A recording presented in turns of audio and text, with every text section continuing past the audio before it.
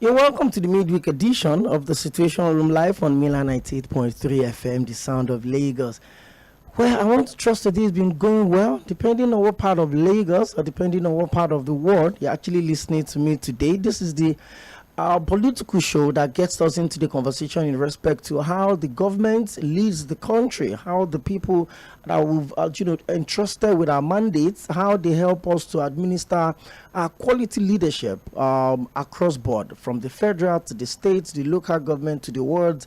We get to bring the conversation on this program every Mondays to Fridays from 4 to 5 p.m. We get to have this conversation, and majorly we always look at the policies of the government, the decisions of the government, especially in the system of government that we practice, democracy, which I would constantly say that is still the best government, the best type of government in the world, depending on who is administering it. Like one of the callers said that yesterday, that the progress of a country is not determined by the type of government that they have, but the quality of the people running that government. Well, that conversation could be broken down further, but going forward, I think it's really important for us to set the record straight.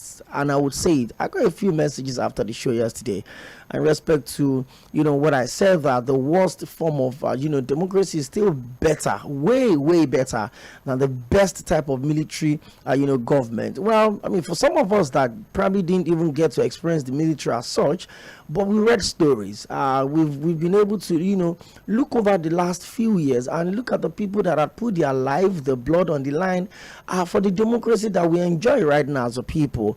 So when we look at the situation in Burkina Faso, in Guinea, in Sudan, in Mali, and most recently in Niger Republic, then you understand the fact that on the surface it may look all good. The statements from the military government in those countries may look good, enticing, it may look liberating, but hey, as time goes on, probably you understand what it means when you have your fundamental rights taken clearly from you, especially the right of freedom, the right of association.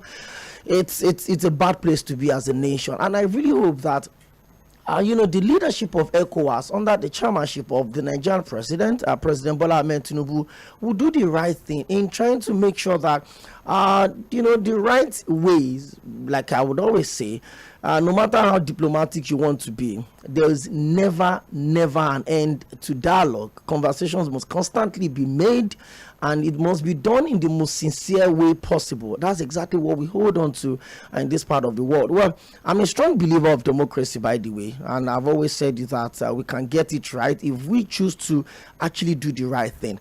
I'm talking about President Bola Ahmed Tinubu. Well, it looks like we're done with all of the drama surrounding the ministers, the appointment or the screening of the ministers. About 45 of them, of the 48, have actually been screened on and cleared to be assigned to whatever portfolio Mr. President feels that they can function properly for him. Well, we're waiting for those days where the final list, the placement of these ministers will be made public.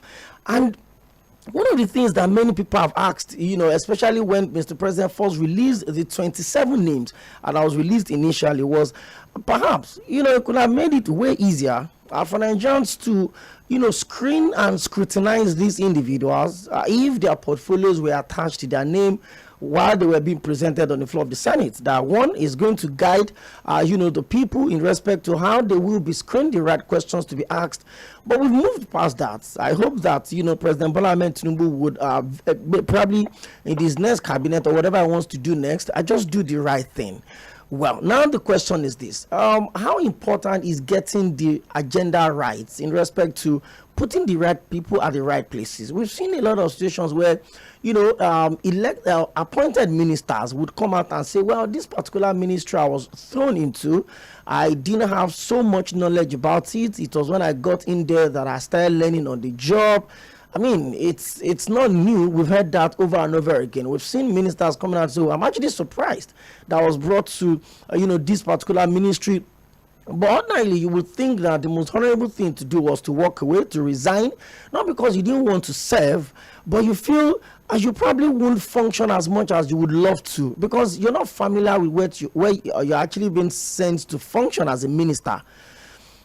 How important is getting it right this time around? I mean, the last few years, or let me put it categorically, the last 8 years of the administration of former President Muhammadu Buhari didn't particularly go down well with education in this country. And for a country that's got a huge population of young people, every single year hundreds of thousands of people sit for O-level exams, sit for entrance examination to universities, to colleges of education, to polytechnics, just to get higher education. I mean, from university to polytechnics, to colleges of education. And at the end of the day, you look at the quality of education that we get across our universities, both private and public. You look at the quality of graduates that we produce. You ask ourselves, how employable are Nigerian products? Yes, we have amazing people, sound minds that can compete with the very best all around the world. But if you look at the larger population, the question is this: it begins from the leadership.